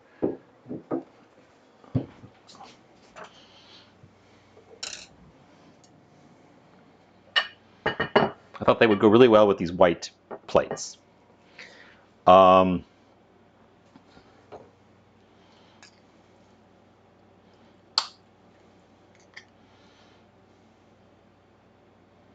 Oh, I immediately spilled on the side there.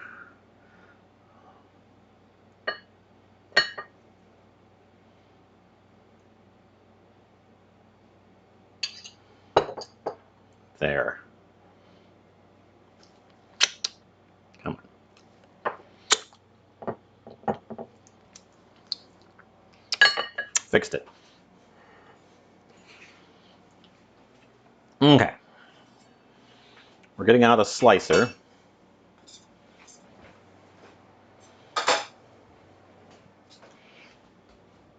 And we're gonna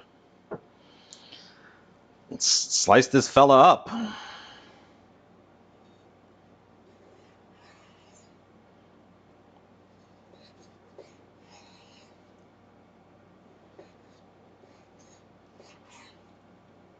Ooh, I think it worked.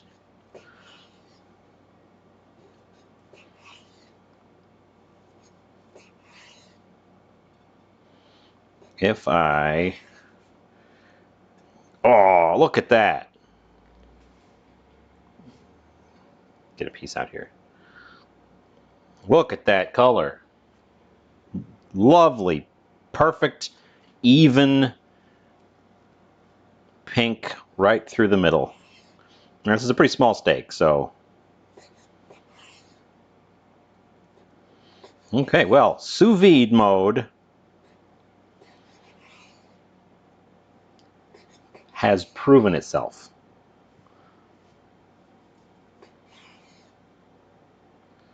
We take one out the end here. Look at how even that is. And then just a little bit of gray around the edge because of the, obviously, the heat from searing it off. Oop.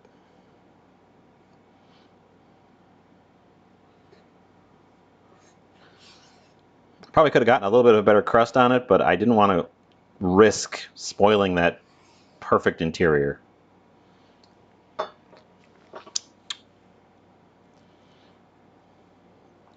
It's exceptionally juicy too.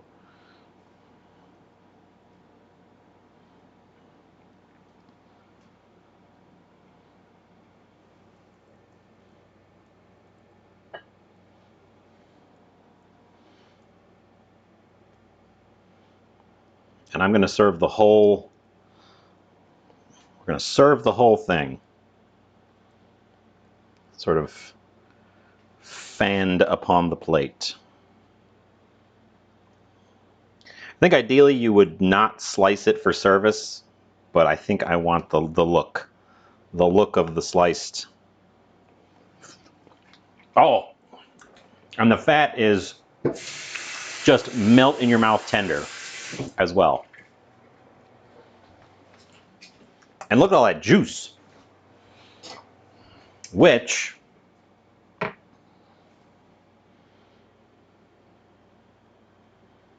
I don't want to waste, so we're going to try to dribble it over the top.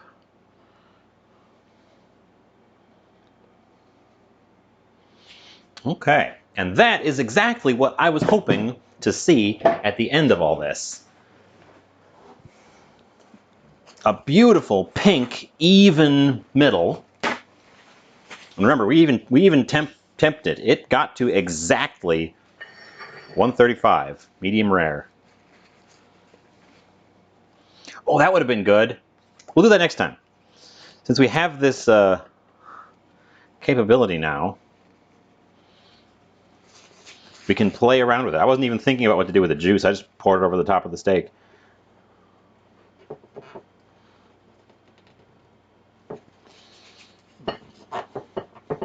But you're right. The drippings, I'm sure, would make for excellent.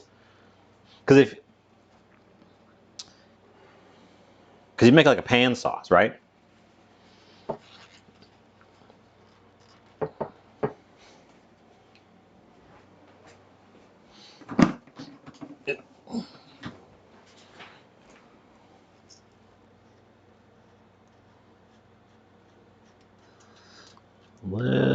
Just a little bit of pepper.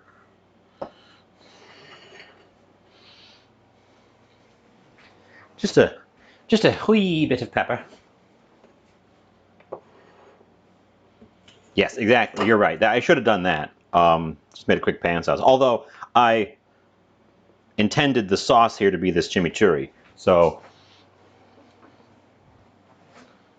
kind of a double up on sauce if I made another sauce.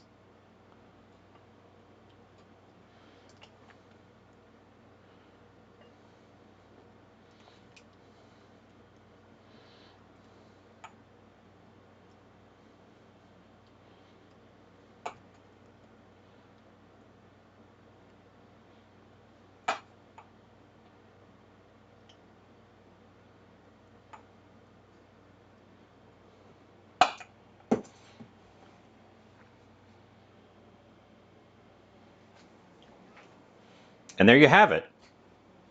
And there you have it.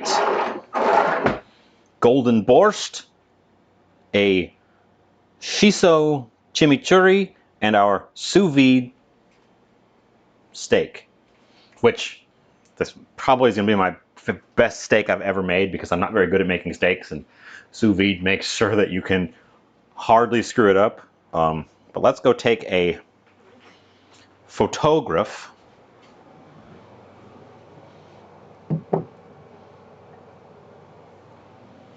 of the plate setting, and then we will come back and taste. Where is my phone? There it is.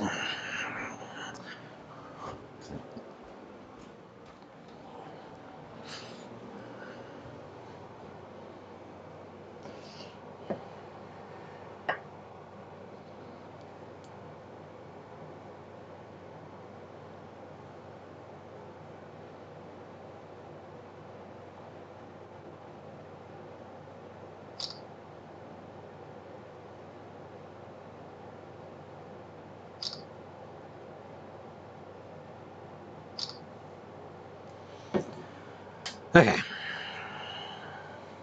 Coming back.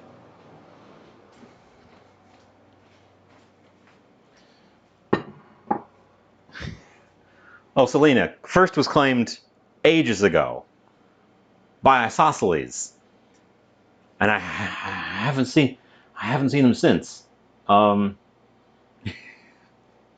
Swooped in, grabbed that first, swooped out. Well, I'm going to try, I think, the best bit first, and we're going to try it naked without the sauce. It's going to be right in the middle.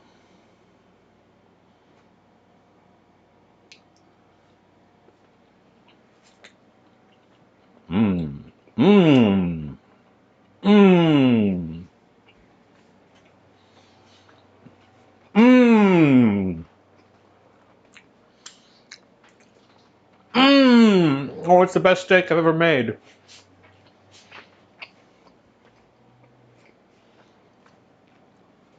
$135 was my target, and we temped it with the thermometer, with the probe, after I pulled it out, and it hit 135 and stopped. So we nailed that part. Oh, I think my favorite part is the fat. The fat is just like buttery melt in your mouth. It's so soft.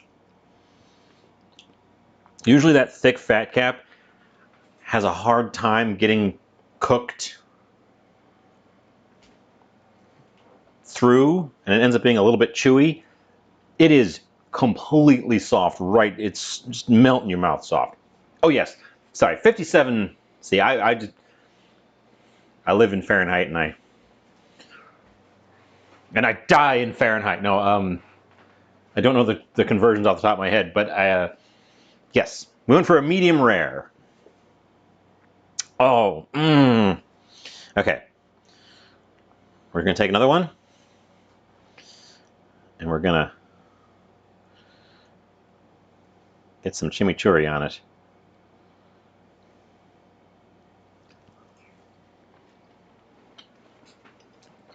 Mmm. Mmm. Mmm. Mmm. Oh, the flavors of the chimichurri. Sorry, I'm talking about a mouthful. The flavors of the chimichurri really developed while it was sitting there. I'm glad I made it early.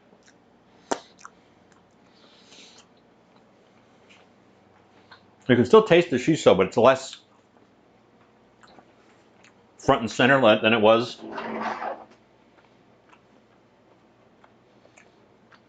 Mm. Mm-hmm. It was in the pot for an hour to get to 135, which I looked up. Two competing. I did read about it in advance to make sure I wasn't going to screw it up, because we got the little book that comes with came with the pot, and it has the sous vide chart for various meats, and they're all listed as like 1 or 2 hours up to 5 hours. And I think it depends on thickness. And 5 hours, I think your meat would be mush. Like, it's got filet mignon, 1 to 2 inches thick. First of all, well done. Good Lord. Ruined. 1 to 5 hours. 5 hours, it would be just mush. But when I looked it up, just as a general guide, it was for an inch thick steak, 1 hour will get you through the middle at medium rare or rare. I think if you want it well done, you got to leave it in there longer. But also, if you want it well done, don't do a sous vide. The whole point of the sous vide is you can get that perfect interior. If you want it well done, just cook it to death on the stovetop, then it'll do that. We need to taste our soup.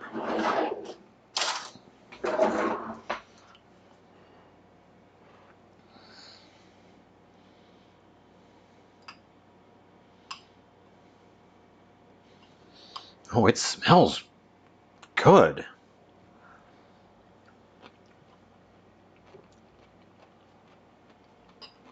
Mmm. Ooh, and the mint is coming through. Mmm. Ooh. That's interesting. I know. Well done, filet mignon, which is what the little book says. Oh my God! It's like, what are you thinking? What are you thinking? Telling people to cook it like that. Ooh, it's fun. This is fun. Let me give it a second taste. It's sweet, but like very mildly sweet.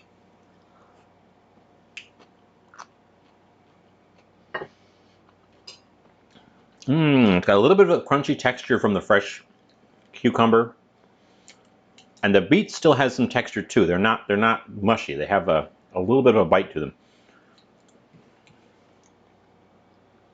It's creamy and mild. It feels like it's going to be a warm soup, but it's a cold soup.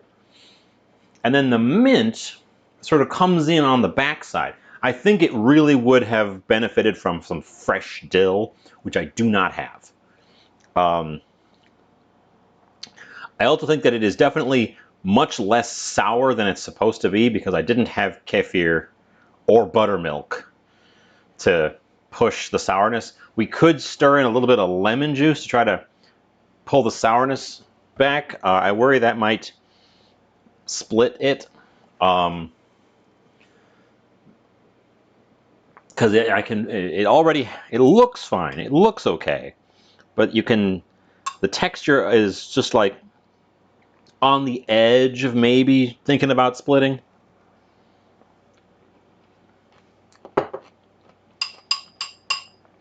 And I wouldn't want to provoke it because then I'd have a lumpy, weird soup. But it's really nice. It's fresh. It's light, despite being so creamy because we cut the creaminess with water, so it looks very creamy, but it's actually a fairly thin broth. The beets came out sweet, which might be because they're golden beets.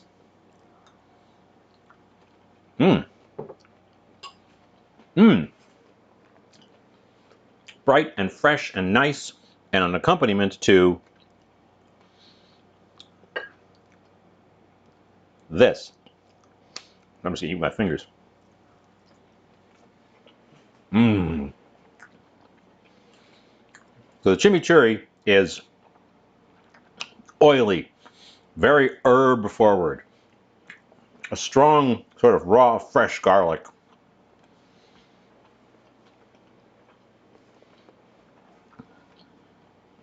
It's a good complement to a fatty piece of meat, which is exactly what it's designed for. The Argentinians love their beef, and chimichurri is an Argentinian sauce meant to be served with meat. I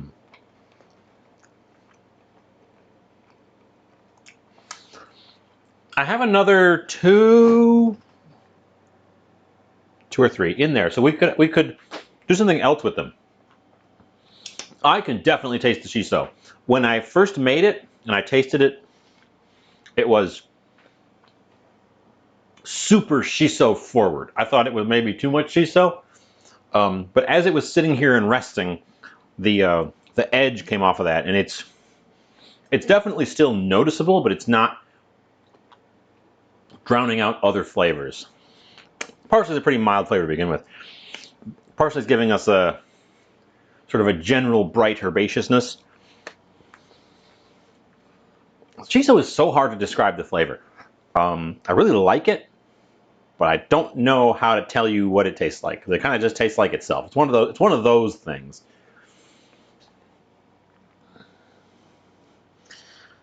This blob, this is just a piece of fat from the end, from the tip, and I'm gonna end up eating it this time because it's so melt in your mouth soft. I think we have a success. Very impressed with the pot. It heated up the water to the starting point very quickly. Now I gave it a head start by using hot tap water, but hot tap water is still not medium rare tap water. So it brought it up right quick. Yeah, no, this is a big, I'm going to say, resounding all-around success. I didn't expect the sous vide mode to be a fail, but I thought because it steps in increments of 5, it might not have that perfect temperature control.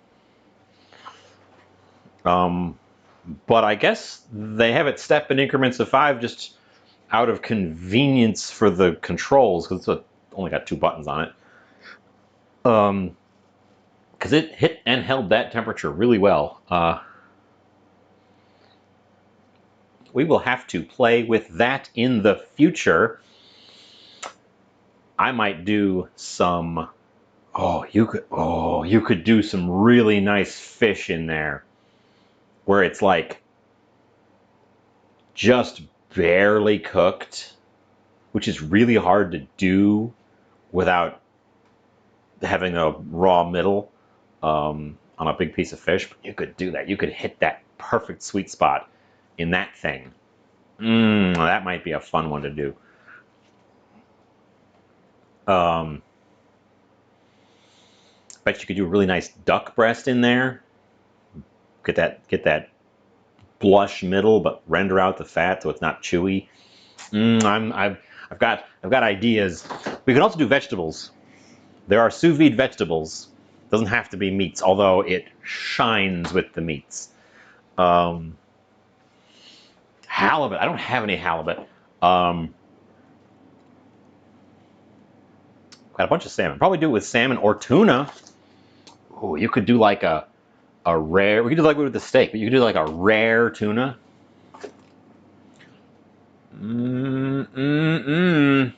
Okay, I'm just waxing about future things. Very impressed. Once again, Ninja, damn good products.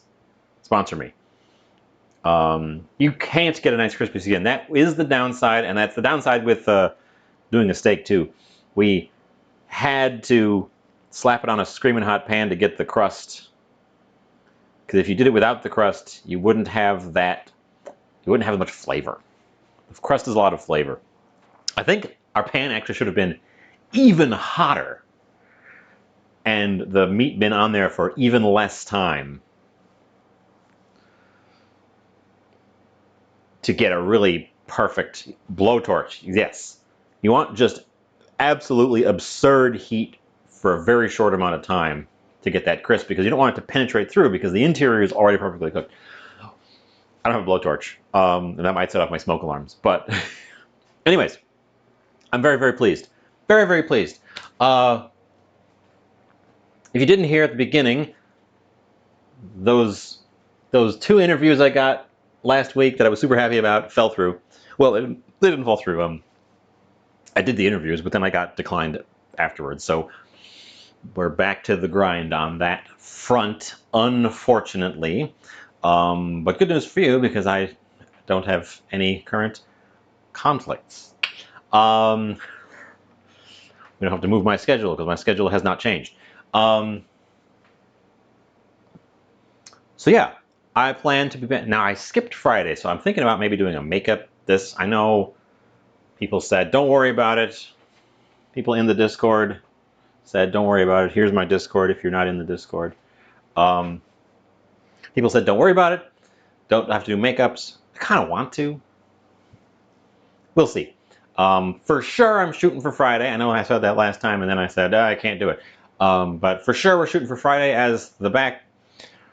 To come back. I'm trying to talk fast so I can get to this before the steak cools off any more than it already has, because it's better warm for sure. So yeah, let's find someone to raid off, and I can talk. I can jabber in your face while it rolls.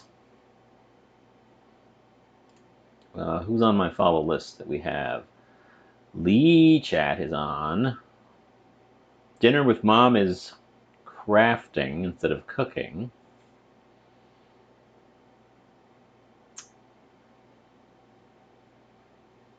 What do you guys think? Where should we go? Where should we go? I think I dropped off at Lee Chat last week.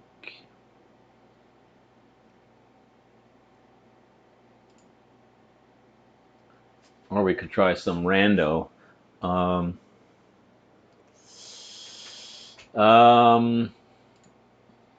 We're gonna go drop off at Lee Chat again because I am not sure where I want to go, and I looked at her 3 times, so that suggests that she's on both of the lists and probably is being recommended. Anyways, yes, I was saying we're trying to get back on the schedule. Don't know what else. Don't know what I'm gonna be making at this point. I do want to make a deep dish pizza. I was gonna make a deep dish pizza today, except I ended up not being massively hungry.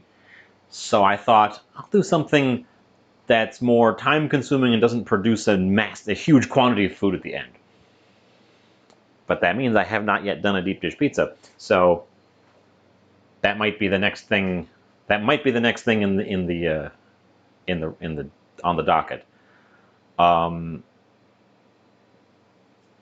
But yeah, thanks for being here. Thanks for sticking around. Thanks for showing up. Thanks for the resubs from WeFormer and Bookwoman. I've got a thing covering up my feed, so if any of you did anything just now, I can't see it.